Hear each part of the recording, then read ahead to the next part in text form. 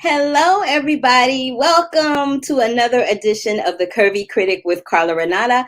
I am your host, Carla Renata. Let me just move this over a little bit so we can get a little.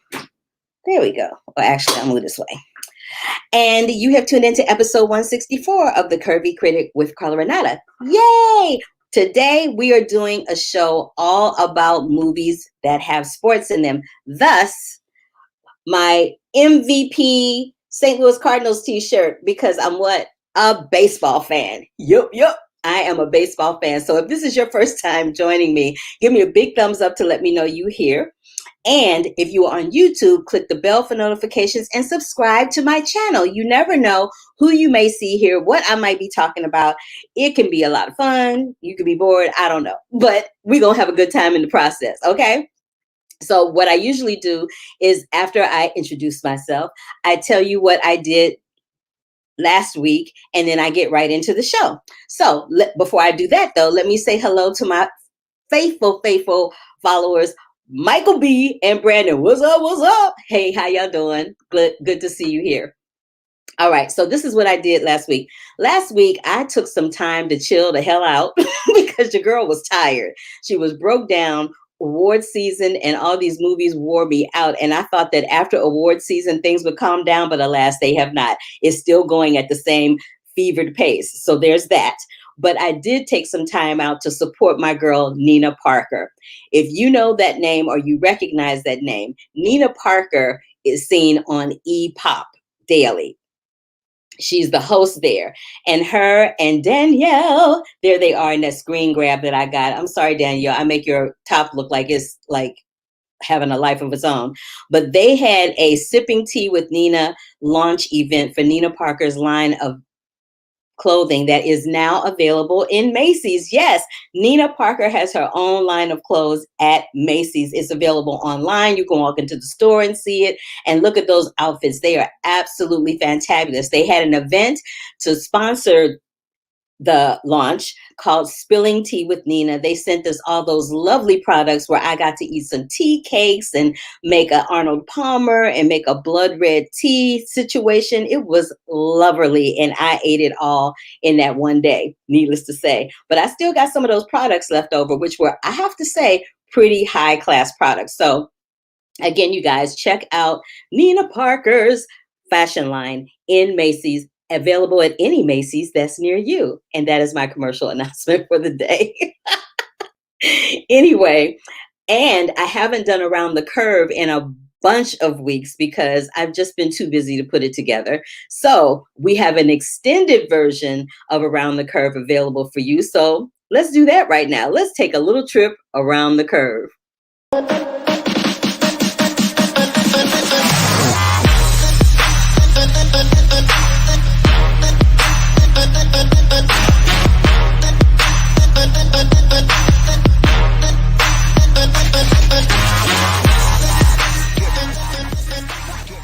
Let's take a trip around the curve. Aldous Hodge will star with Edwin Hodge in a remake of Parallel Force, directed by Kura Shahari and script by Jonathan Kesey. Bruce Willis and John Travolta are together for the first time in 27 years in the action pick Paradise City. Production starts this Monday in Maui. Cinderella, featuring an all-star cast including Camila Cabello, Tony winner Idina Menzel, and Emmy winner Billy Porter, launches exclusively around the world via Amazon Prime Video this fall in September.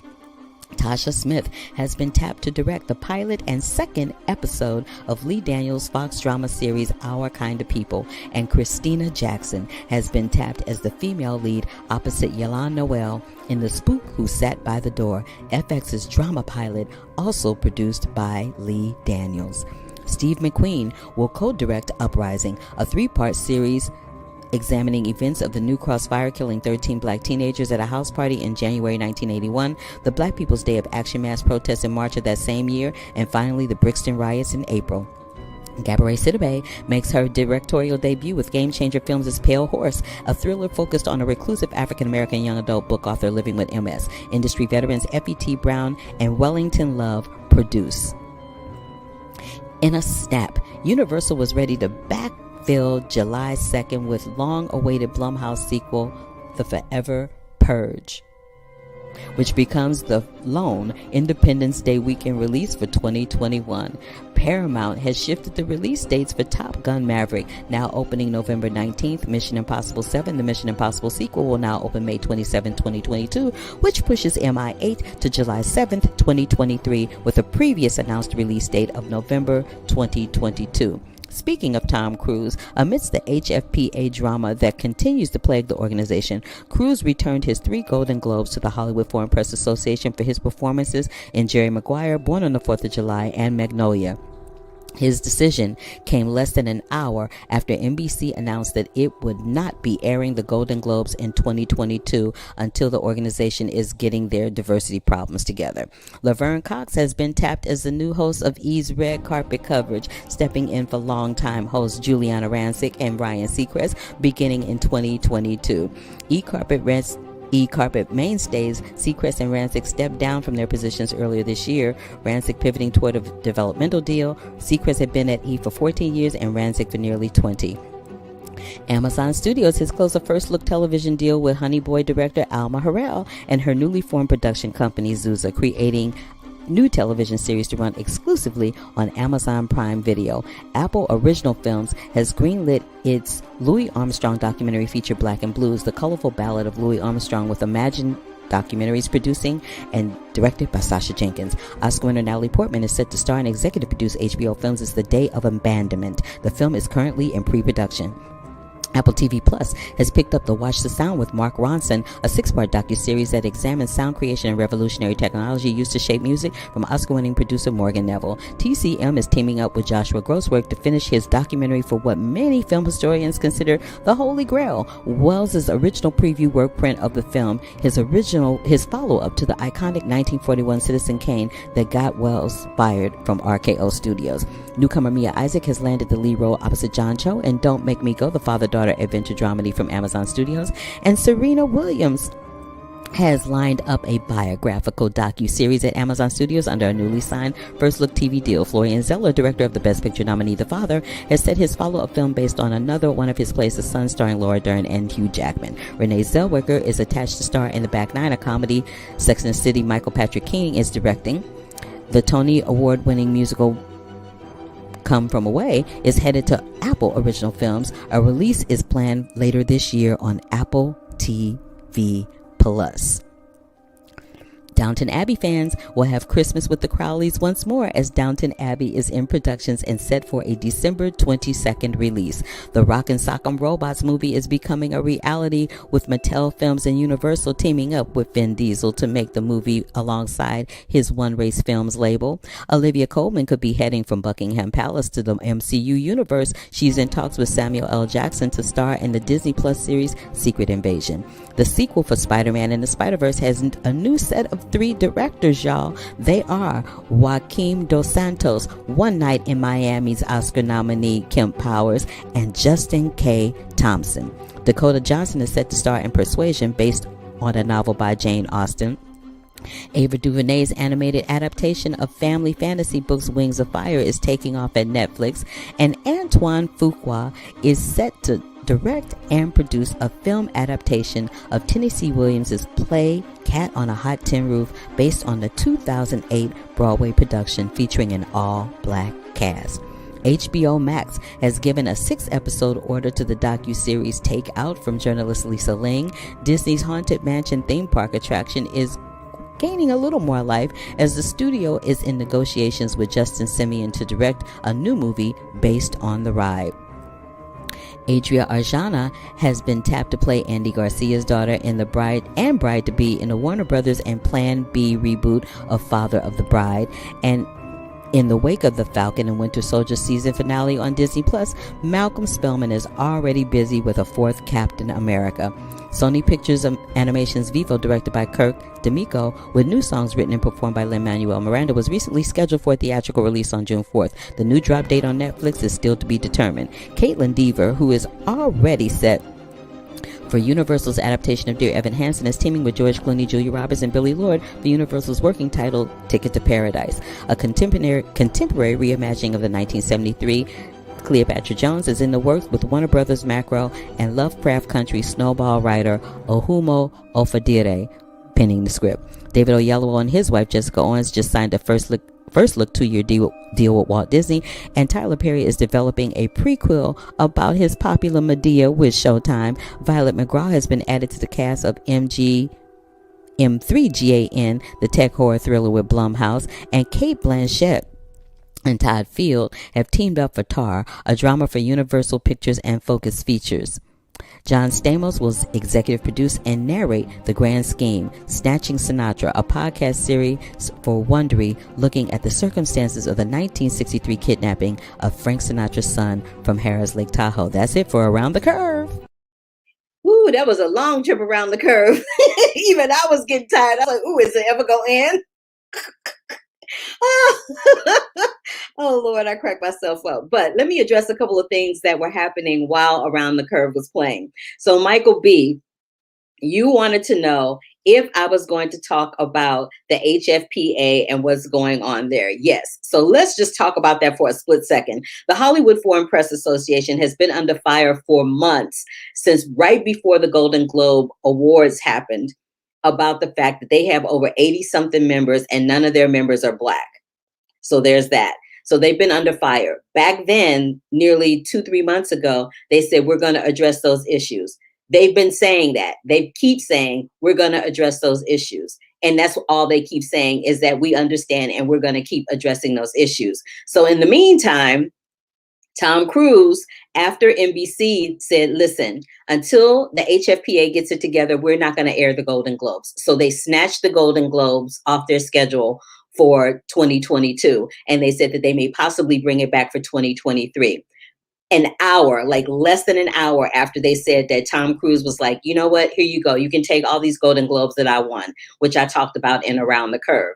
Now, the HFPA released yet another statement saying, yes, we're going to get it together. And then the NBC released another statement behind that saying, we're going to give them time to do this and do it right. Hopefully they'll get it done by 2023, and we will address it at that time. So that's what's happening with the HFPA and the Golden Globes. As far as theaters are opening, which Brandon brought up, yes, theaters are opening all over the country slowly but surely at 25% capacity. Here in California is the situation.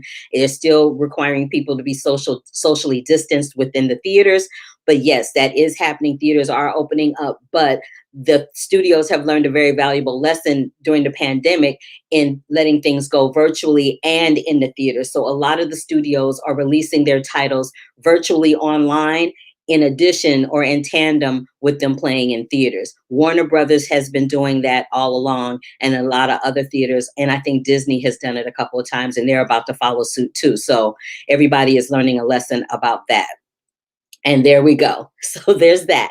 So let me say why I did the sports edition. I'm doing a sports edition because this is that time of the year after all the awards have been given out and everything has happened. There's a little bit of a lull, usually in the types of titles that are released. And just in general, the pacing of the industry kind of slows down a tad. So I thought I would take this opportunity to pay homage to some sports movies that I like. Now, let it be known, I'm not the sports doll. I'm not the doll that likes to roll around in the dirt and wear a baseball cap. Like, I'm not that chick. I'm the chick that's, as you see, the face is beat and even, the shirt is matching the lipstick. I'm that doll. But having said that, I'm a huge baseball fan. And, some of the seasons have ended. So baseball season started April 1st. Football season begins in January. Basketball season ends today.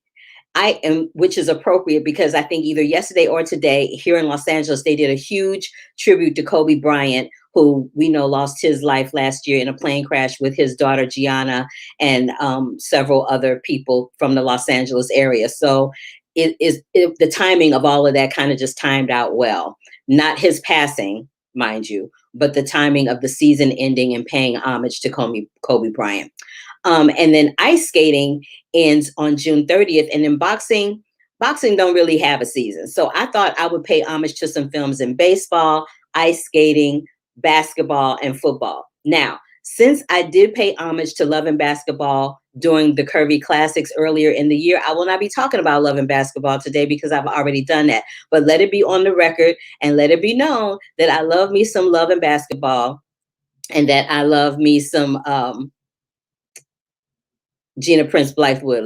Let that be known so that we all know what time it is there. All right. Now, having said that, let's get into my first film that I want to pay homage to in the world of baseball. So, in the world of baseball, there are two films that I absolutely love.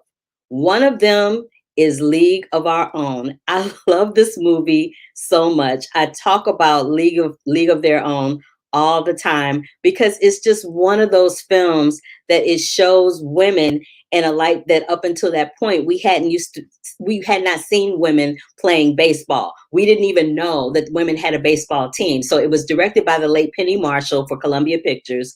It starred Tom Hanks as Jimmy Dugan, Gina Davis as Dottie, Rosie O'Donnell as Doris Murphy, Madonna as May Mortabito, and John Lovitz, right? And the premise of it was the elderly Dottie, who's played by Gina Davis in the younger version. The elderly Dottie is a former baseball player in the nation's first women's baseball league in the 40s. And as a catcher for the Rockford Peaches, they have an exhibit up, and she goes back to see this exhibit. And while she's there, she starts to reminisce about her sister Kit, who's played by Lori Petty. If you know that name or you recognize that name, Lori Petty was also on Orange is the New Black. She played that crazy inmate with the real short gray hair and the big wide glasses. She was hilarious.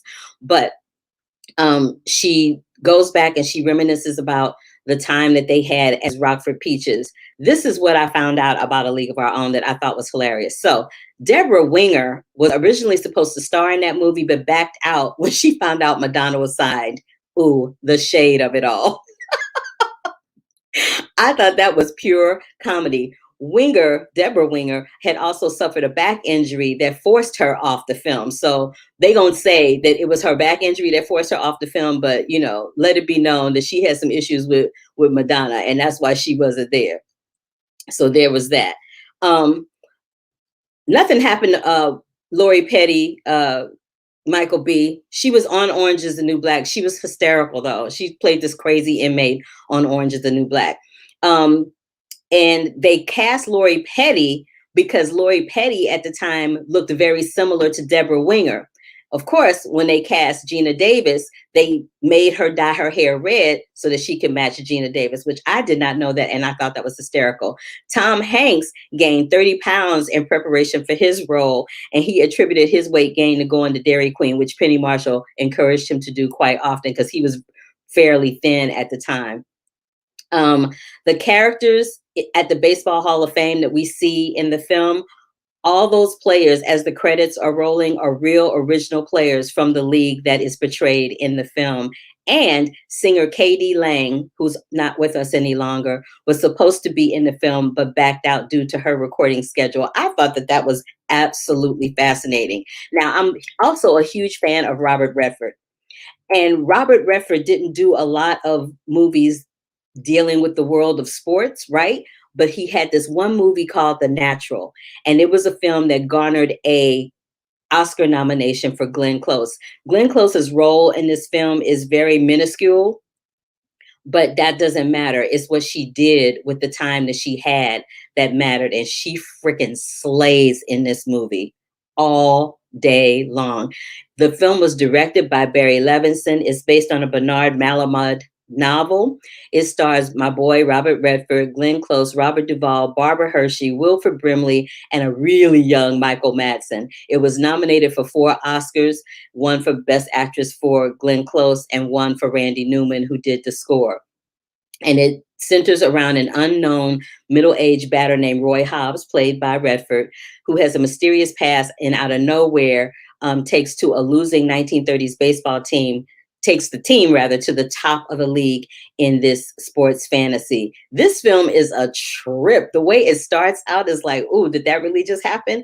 You guys, if you have never seen The Natural, you should check it out. Now, a few little tidbits about that film. The filmmakers scouted the country for a stadium to use in the game scenes, because there's a lot of scenes that take place in the stadium where they're actually playing baseball. And the photography is gorgeous. Some of the things that they do with the cinematography is just great. The filmmakers ended up, they wanted something that was going to give them that World War II feeling, and they found it in Buffalo's War Memorial Stadium. The stadium was built in 1937 and demolished in 1988. So they had to have the stadium renovated prior to filming so that they could, do all those things with that explains why the 100 feet thing is way, way up on the wall, up on the right wall. You'll know what I mean when you see the film. But I thought that was really quite fascinating about that film. So there's that. Hey, welcome, Kenneth Williams. Good to see you back here. All right, so those are my two baseball picks, League of Their Own and The Natural. Now, I used to ice skate when I was younger.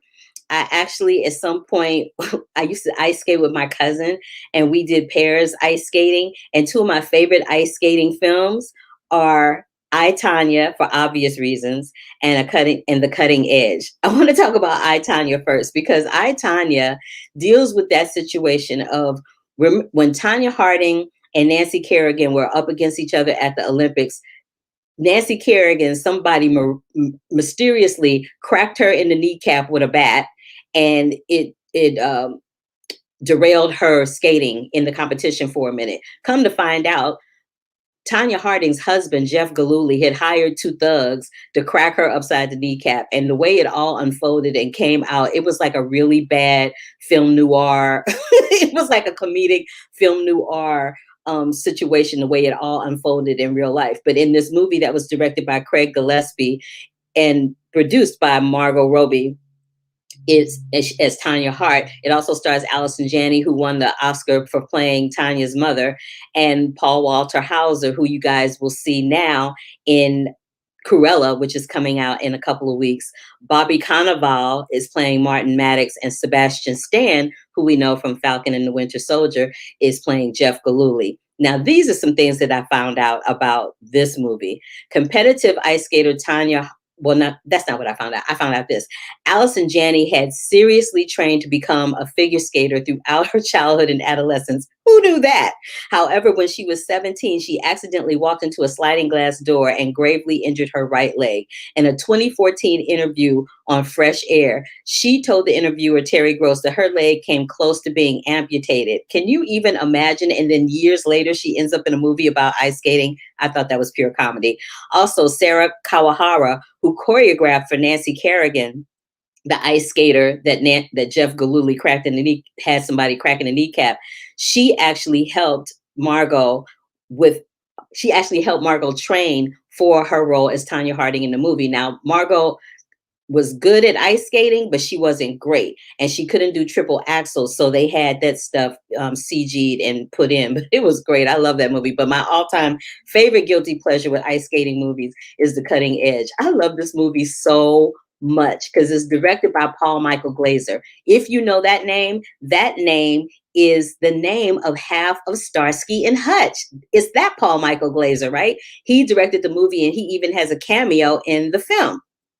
It stars Moira Kelly and D.B. Sweeney, which FYI, but not really, D.B. Sweeney, who is seen right there in that picture, he was the voice of Oprah's own network for over 10 years. And Roy Dotrice, who plays her really hard-nosed trainer, Moira Kelly's hard-nosed trainer, I worked with Roy Dotrice in a local production at the Geffen Playhouse of You Can't Take It With You. I had no idea that he was in that movie. So sad. It was produced by MGM. And the premise of the film is that Doug Dorsey, played by DB, is a hockey player for the U.S. team in the '88 Olympics. After a vicious game against West Germany, he and then figure skater Kate Mosley, during her program, they fall and they fail. So then they both have to they both have to help each other train. And the Roy Dotrice's character hires D.B. Sweeney's character to help train Moira for the Olympics. They don't like each other, but as romantic comedies do, they end up falling in love, and all is well in the ice skating world, which I thought was really hilarious. Neither Moira or D.B. Sweeney knew how to skate before making this movie. I think that's hilarious because they looked like they was getting down.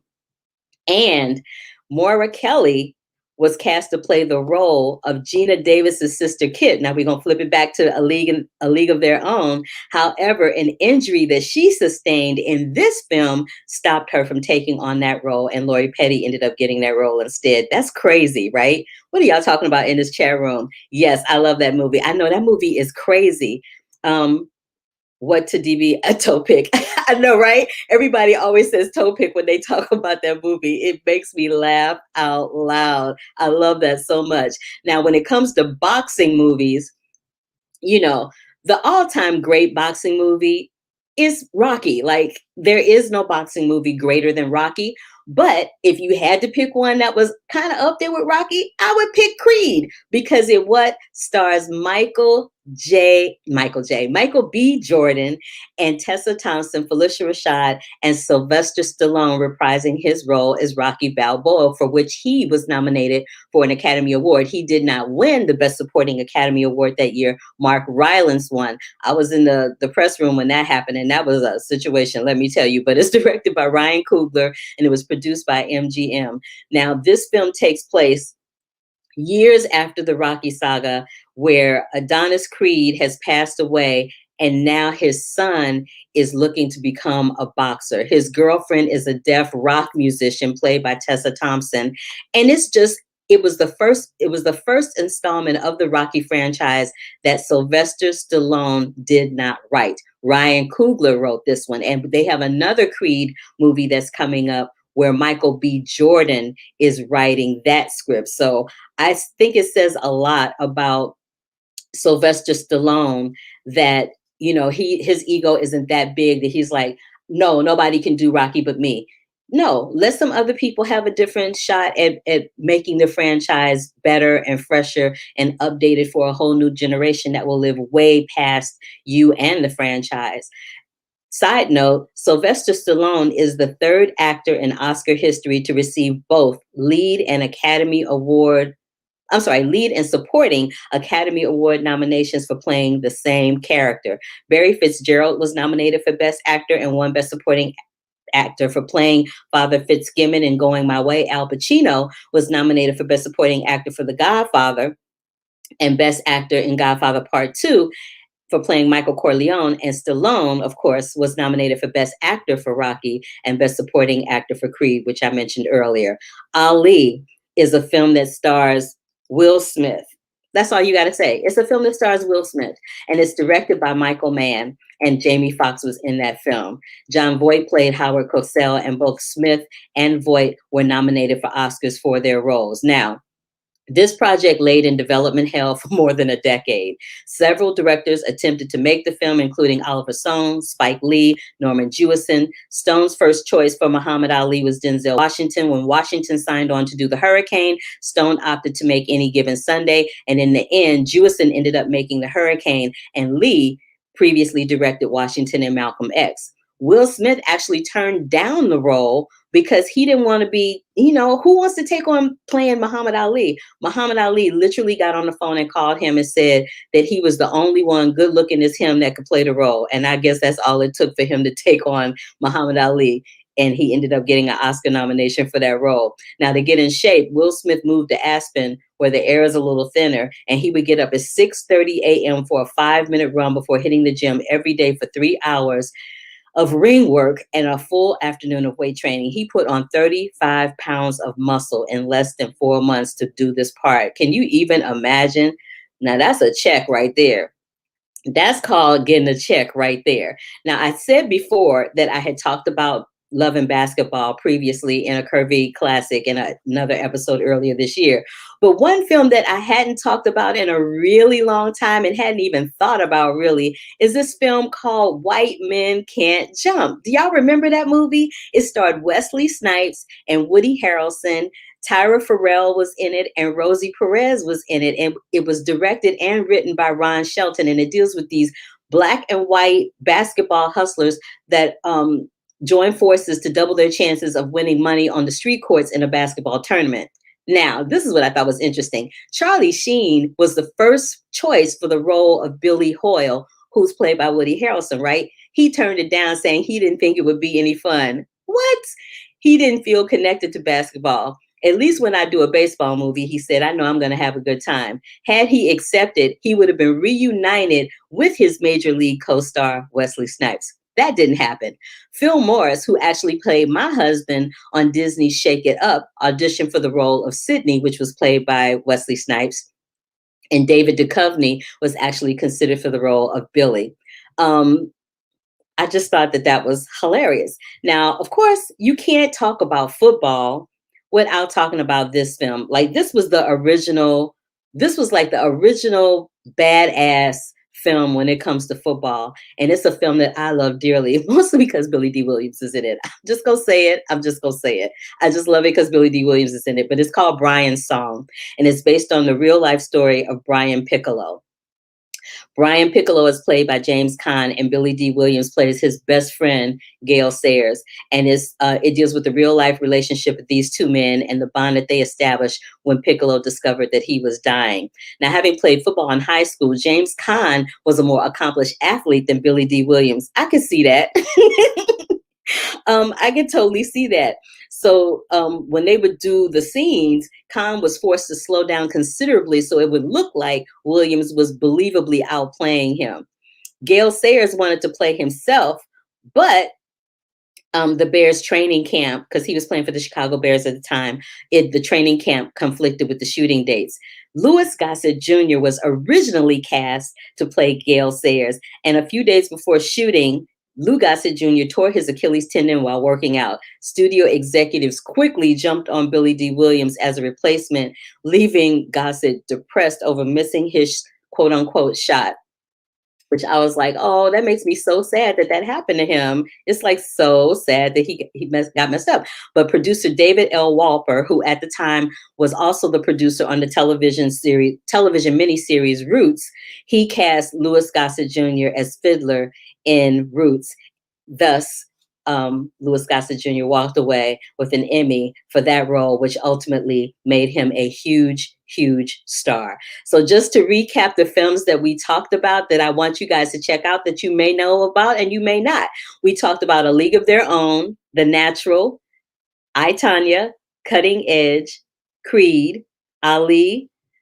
I briefly mentioned Love and Basketball, White Men Can't Jump, and Brian's Song. I did see Dear Basketball. That's a short film, and I usually don't talk about shorts on the Curvy Critic. And what did you say? Nope, you're not gonna make me cry with this one. Michael B., you are hilarious. I love you so much. You're like, nope, you're not going to do it. You're not going to make me cry. You're not going to make me cry. Yes, I am. Yes, I am. I'm going to make you cry all day long. So that is it for the sports edition of the Curvy Critic with Carla Renata. I hope that you enjoyed my favorite picks. All of these films are my favorite movies. I've seen them a zillion times. And even though I am not a person who plays sports, I can always indulge in a movie about sports. And these are some of the ones that I love truly and dearly. But hold up, wait a minute now. Next week, I got a lot of stuff coming at you. So I have an interview with Genevieve O'Reilly, who stars in The Drive for IFC Films. I'm talking to Kirby Howell Baptiste, who is in Disney's Cruella playing Anita Darling. I'm reviewing Those Who Wish Me Dead, which is currently running on HBO Max, starring Angelina Jolie. I'm reviewing Pink, All I Know, which is a documentary on Amazon Prime, starring, guess who? Pink. The Underground Railroad, which is running on Amazon Prime and is getting a lot of attention. It is directed by Barry Jenkins, and Solos, which is also on Amazon. I'll be talking about all of those things, plus talking about what Memorial Day movies you might want to check out, because Memorial Day is the following week. So if this is your first time joining me, please give me a thumbs up to let me know that you were here. Click that bell for notifications. Please subscribe to the channel. I always love doing this content for you guys. I get as much out of it knowing that you get as much out of it, because I enjoy movies. I love talking about them, and I really love how you guys respond to what I say. It makes me so happy, and it brings me so much joy. I promise you. So until next week, when we get to all of those things that I just mentioned, wash your hands, stay safe, if you're into getting that vaccine, get that vaccine so that you can hug each other and see your family and, at least get out and get a little fresh air. I'm not saying go out and go crazy, but just, get out and get a little fresh air.